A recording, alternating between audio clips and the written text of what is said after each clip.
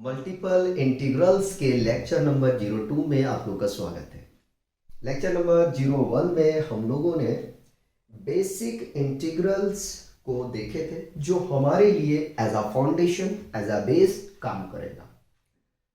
Integration का जो basic formula है, ठीक है, वो अपने को आना चाहिए। अगर इंटीग्रल्स के बेसिक फॉर्मूले नहीं आते हैं तो हमें काफी ज्यादा प्रॉब्लम फेस आएगा, चाहे वो डबल इंटीग्रल्स हो चाहे वो ट्रिपल इंटीग्रल्स हो।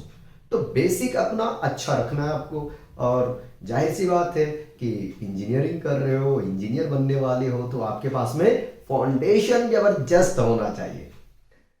अब आते हैं अपना टॉपिक पे। तो टॉपिक क्या है?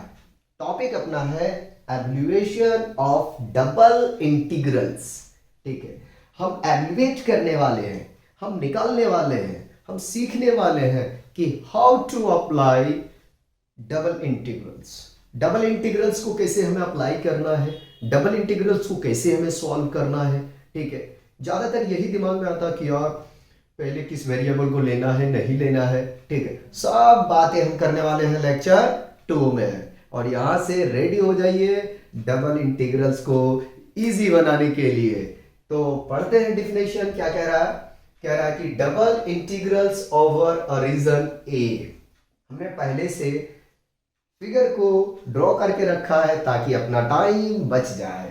ठीक है, तो कह रहा है double integrals over a region A may be evaluated by two successive integration। Double integrals की जो रीजन है, एरिया, उसको हम दो सक्सेसिव इंटीग्रेशन से कैलकुलेट कर सकते हैं।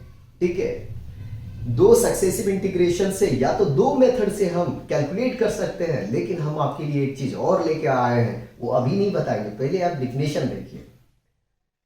तो कह रहा है डबल इंटीग्रल्स की जो रीजन है उसको हम टू सक्सेसिव इंटीग्रेशन से एवल्यूएट कर सकते हैं। ठीक है, if A is describe as, क्या डिस्क्राइब है भाई? कुछ तो दिया नहीं है, डिस्क्राइब क्या होगा?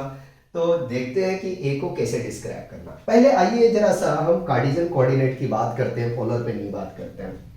तो देखो, ये ओरिजिन है, जानते हो आप लोग, और एक्स एक्सिस वाई एक्सिस। हमने यहाँ पे क्या किया, एक रीजन, एक एरिया को हमने ड्रॉ कर लिया। और इसमें जो रीजन है वो इंफिनिटी रीजन है। ठीक है, इनफाइनाइट रीजन है। तो हमने क्या किया कि एक यहाँ पे रीजन को लिया और उसके हमने एरिया को कह दिया the rate of change of area D A. The rate of change of area, the rate of change of area, the rate of change of area हमने क्या रिप्रेजेंट कर दिया? डीए कर दिया। और इस पूरे वाले को हमने क्या कह दिया? एरिया बोल दिया। इस पूरे वाले को क्या बोल दिया हमने? एरिया बोल दिया। ठीक है, अब हम क्या करते हैं कि ए को डिस्क्राइब करेंगे। ए को क्या करेंगे? डिस्क्राइब करेंगे। कैसे करेंगे? तो ए को डिस्क्राइब करते हैं।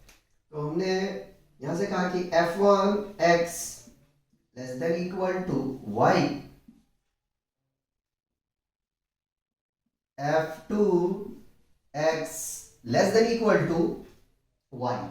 इसका क्या मतलब है? इसका मतलब है कि y1 जो होगा वो y से या तो छोटा होगा या बराबर होगा, और y2 जो है वो y से छोटा होगा या तो y के बराबर होगा। ठीक है, ये रिप्रेजेंट करने का है।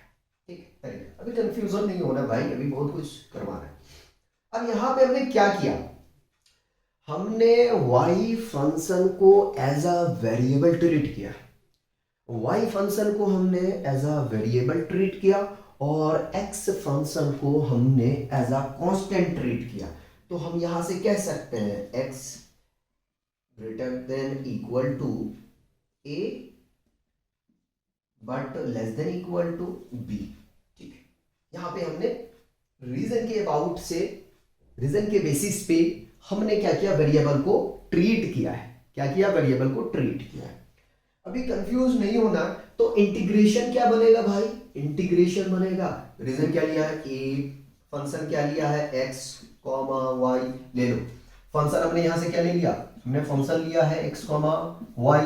ठीक है, तो इसके रीजन में चेंज अगर आप लिखने के लिए जाएंगे, अगर इसके आप रीजन में जो चेंजिंग लिखेंगे तो आप लिख सकते हैं del x comma del y, ठीक है, del x comma del y लिख सकते हैं, ठीक है, यहां ले लिया, ठीक है, तो लिख लिया मैंने भाई d x d y is equal to, अब इसके बेसिस पे मैं थोड़ा सा प्यार से रिप्रेजेंट करके दिखाता हूं, देखो x1 is equal to a, x2 is equal to b, y1 y2 x रहने दो यार, x1 x2 रहने दो, a और b को हटा दो, ठीक है, x1 x2, ठीक है, ऐसे करके समझो। फंक्शन क्या है x कॉमा वाई, और ये आ जाएगा आपके पास में dx कॉमा dy। ये डबल इंटीग्रल्स को डिस्क्राइब करने का, रिप्रेजेंट करने का तरीका है। मैं यहां पे ये नहीं बता रहा हूं कि किसको वेरिएबल माना है और किसको कांस्टेंट माना है, लेकिन आप यहां देख सकते हैं कि जो हमने वेरिएबल लिया है वो y को लिया है और x को मैंने क्या कर दिया, कांस्टेंट कर दिया, कांस्टेंट कर दिया, ठीक है, यहां से ये पता चलता है। अब इसमें हम पढ़ते हैं दो मेथड, जो यहां बात किया गया टू सक्सेसिव इंटीग्रेशन, हम इसको पढ़ते हैं, उसके बाद में हम कुछ आपको प्यारा सा छोटा सा नन्ना सा मुन्ना सा, ठीक है, पिद्दे सा क्वेश्चन कराएंगे, ठीक है, कंसेप्ट देंगे, ठीक है। पहला मेथड की हम डिस्कस करते हैं, मेथड फर्स्ट, ठीक है। अब यहां से देखो मैं लिख रहा हूं when x1 comma x2 are function of x and y1 comma y2 are constant, then अब समझ में then हमें यहां से क्या करना है कि इसको रफ करते हैं, ठीक है, रफ कर देते हैं, और यहां पे हम क्या करते हैं, आपको दिखाते हैं कुछ डायग्राम बना के, जरा समझिएगा क्या इसका कहने का मतलब है, ठीक है। ये मेथड 1 लेके हम चल रहे हैं, ठीक है। तो हमने क्या कर लिया, हमने कोई एक रीजन ले लिया, ठीक है, हमने कोई रीजन ले लिया, ठीक है। माफ करना डायग्राम अगर आगे पीछे बने, कहेगा यार डायग्राम तो सही से बनाया नहीं आपने, ठीक है, ये ले लिया, ए बी सी और ये डी हमने रीजन ले लिया। हमने एक स्ट्रिप को डाला अबाउट एक्स एक्सिस, हमने एक स्ट्रिप को डाला अबाउट एक्स एक्सिस, हमने एक स्ट्रिप को डाला अबाउट एक्स एक्सिस, लो जी, ठीक है, ये स्ट्रिप को हमने क्या कर दिया, डार्क कर दिया। ये क्या है, del x comma del y, ठीक है। अब देखो ये y एक्सिस है तो हम इसको लिख सकते हैं y is equal to y1, ठीक है, या तो y1 is equal to a और y2 इज इक्वल टू हम b मान लेते हैं, ठीक है, और इसको हम यहां से कह देते हैं, थोड़ा जगह बन जाएगा, x1 is equal to f1 y और x2 is equal to f2 y, ठीक है। आप चाहे तो x ले सकते हैं, हटा दो इसको यार, कंफ्यूज हो रहे हो तो, ठीक है। अब हमने क्या किया, ये फर्स्ट मेथड ये बता रहा है कि जो इंटीग्रेशन आपको डबल इंटीग्रल्स फाइंड करना है, डबल इंटीग्रेशन जो करना है आपको, वो सबसे पहले x को एज अ वेरिएबल ट्रीट करेंगे, जिसके अबाउट में स्ट्रिप्ड डालेगा, जिसके अबाउट में स्ट्रिप्ड डालेगा, जिसके अबाउट में स्ट्रिप्ड डालेगा, सबसे पहले उसके अबाउट में इंटीग्रेशन करना है, ठीक है, उसके अबाउट में इंटीग्रेशन करना है एज अ वेरिएबल मान के, और अनदर फंक्शन को as a constant, another function को एज अ कांस्टेंट मानना है। आइए तो हम बात करते हैं, तो हमने यहां भाई देखो रीजन हमने ले लिया r, फंक्शन है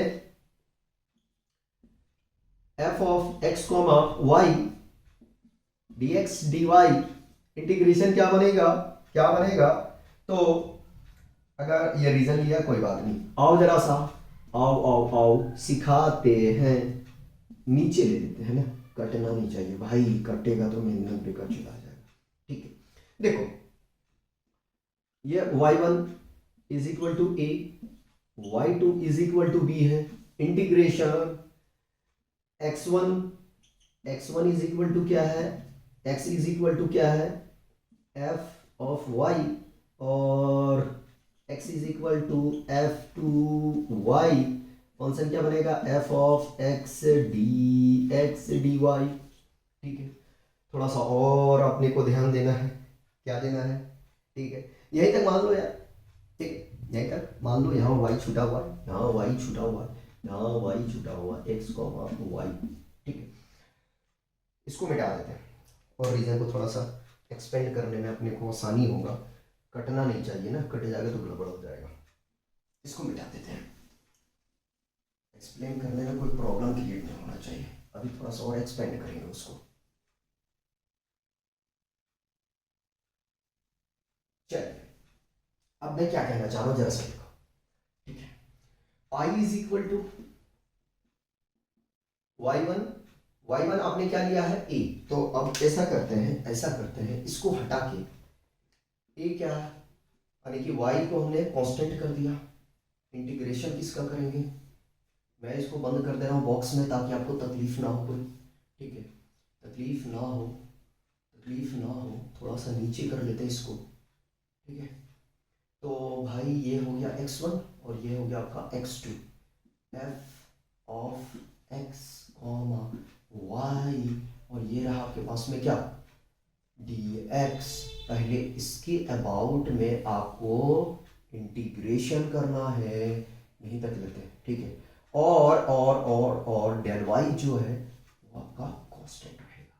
मेरा कहने का मतलब ये है, फिर से एक बार बताते हैं, देखो दो तरीका है, अगर हमने स्ट्रिप्ट अबाउट एक्स एक्सिस डाला है, अगर हमने स्ट्रिप्ट अबाउट एक्स एक्सिस डाला है तो सबसे पहले इंटीग्रेशन किसका करोगे, सबसे पहले आप इंटीग्रेशन करोगे एक्स वेरिएबल को एज अ वाई को एज अ कांस्टेंट ट्रीट करोगे, वाई को एज अ कांस्टेंट ट्रीट करोगे, ठीक है, हो गया क्लियर यहां तक, वही काम मैंने यहां किया। अब आ जाते हैं सेकेंड मेथड की तरफ, सेकेंड मेथड की तरफ चलते हैं, ठीक है, सेकेंड मेथड क्या है, सेकेंड मेथड में आप समझ गए होंगे कि सर स्ट्रिप को डाल दो अबाउट वाई एक्सिस, आप लोग का इच्छा हमने पूरी कर दिया, ज्यादा कर हो गया भाई,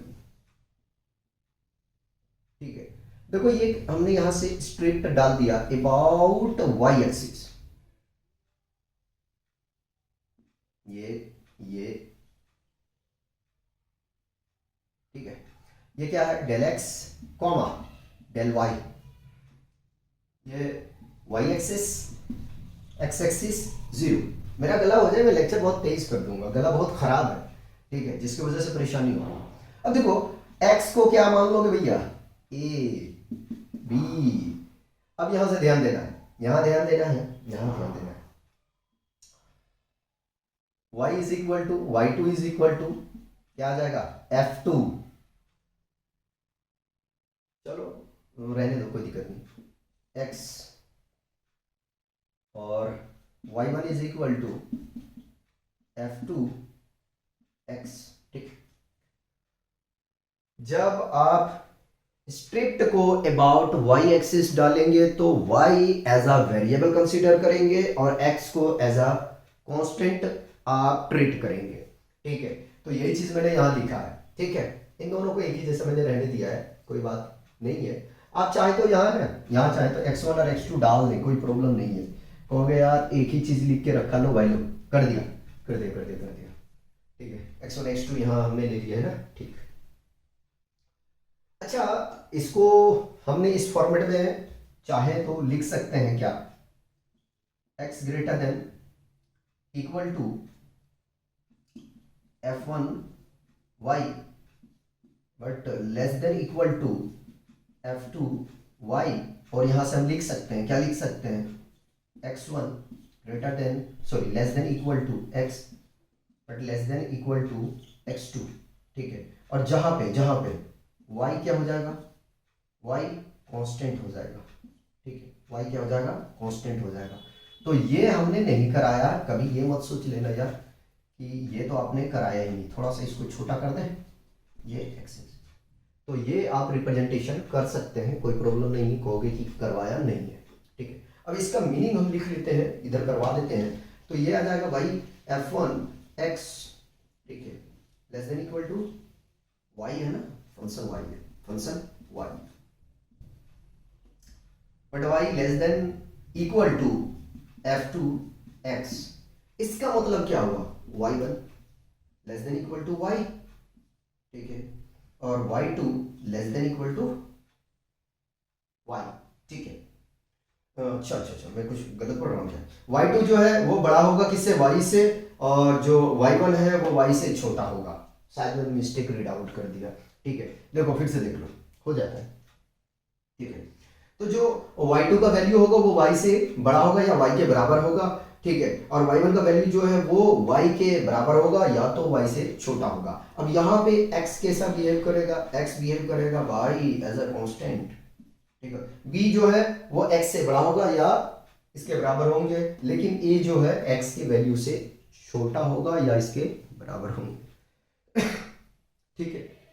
अगर मिस्टेक में कहीं बोला हूं तो भाई अपने वर्ड को मैं वापस लेता हूं, ठीक है, मेरा ऐसा कोई इंटेंशन नहीं है, हो सकता है कि मैं रीड आउट मिस्टेक किया हूं। अब आगे बात है, इस रीजन की बात करेंगे तो क्या करेंगे, देखो जरा सा, ठीक है, इसको मैंने a ले लिया और ये b ले लिया, ठीक है, ये y1 y2। अब यहां से ध्यान दो, फंक्शन क्या है, f of x comma y dy,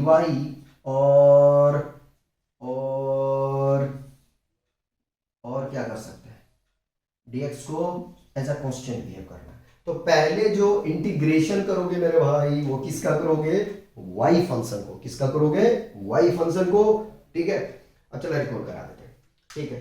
देख लो पहला मेथड में आपने पढ़ा कि जब हमने, अच्छा यहां बात मैंने लिखा नहीं है तो लिख देता हूं, नहीं तो कहोगे लिखे नहीं, व्हेन, है ना, लिख देता हूं भाई, लिख देता हूं, when y1 comma y2 are function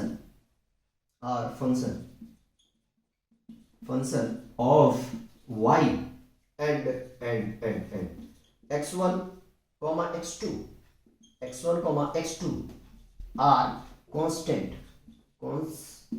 then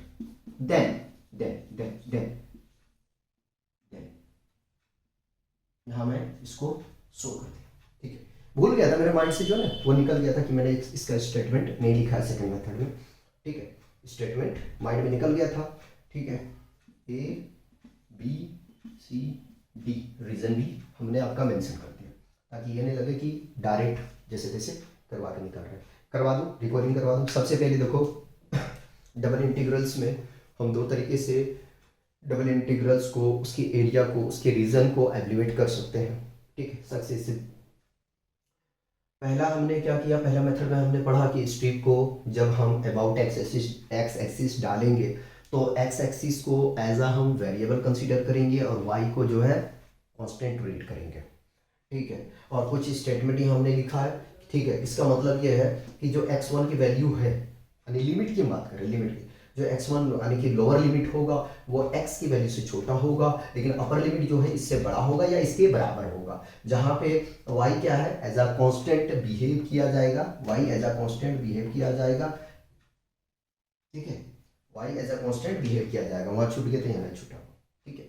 उसी प्रकार से अगर आपने सेकंड मेथड की बात करें तो स्ट्रिप अगर आपने y axis, about y axis के डाले हो तो जो y होगा वो एज अ वेरिएबल कंसीडर करोगे, यानी कि इंटीग्रेशन पहले y का करोगे, उसके बाद में इंटीग्रेशन किसका करोगे, x एक्सिस का। सिमिलर इसमें है, ठीक है। तो मेरे हिसाब से प्रॉब्लम तो नहीं आना चाहिए, ठीक है, प्रॉब्लम नहीं आना चाहिए, ठीक है। और फिर से अगेन कह रहा हूं कि अगर रिप्रेजेंट रीड आउट करने में कोई मिस्टेक हो तो माफ करना, ठीक है, हो जाता है, ठीक है। मुझे उतना माइंड में रहता नहीं क्योंकि पढ़ाने के धुन में हम लोग रहते हैं ना, तो थोड़ा कभी कभी हो जाता है मिस्टेक, ठीक है।